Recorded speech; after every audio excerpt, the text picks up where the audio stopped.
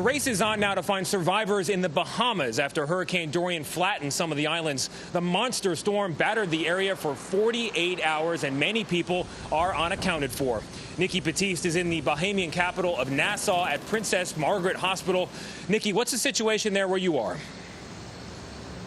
Good morning, Tony. Well, there are 35 patients who were injured in the storm and then rescued, now being treated here. But there are still thousands of people missing on the islands. I spoke with one patient who says he was separated from his young son when the hurricane hit their home on Abaco Island.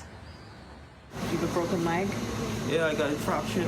Adrian Farrington Sr. says he broke his leg while trying to save his young son AJ's life. Gust of wind blew him off the roof on the next side of the home, back into the surge water. He thought he was keeping his 5-year-old son safe by holding him on a roof away from floodwaters.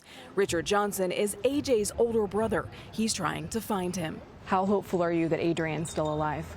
Given the circumstances, I'm not that hopeful. The only I can rely on the Lord above.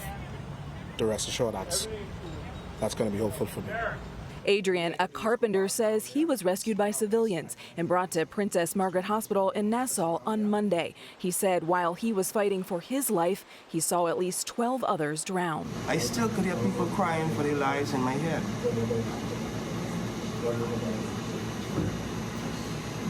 I still could see my son getting dragged across the roof, reaching at me. Richard brought this flyer with photos of AJ to the National Emergency Management Agency. They are still looking around in terms of shelters. There's a possibility he might be in a shelter. His family hopes to be as lucky as some others. But Adrian fears the worst. The only thing I want him to understand is that I love him, and I tried everything possibly as human to save him from a natural disaster. Adrian Farrington says he just wants to hear that his son is alive.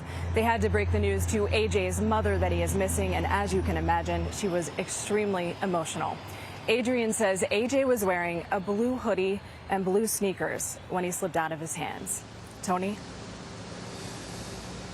Nikki Battiste for us in the Bahamas, where the human toll continues to rise. Nikki, thank you very much. And we'll have more coverage of Hurricane Dorian ahead as we start to take power hits here in Charleston, South Carolina. In the meantime, let's go back to Studio 57 in New York.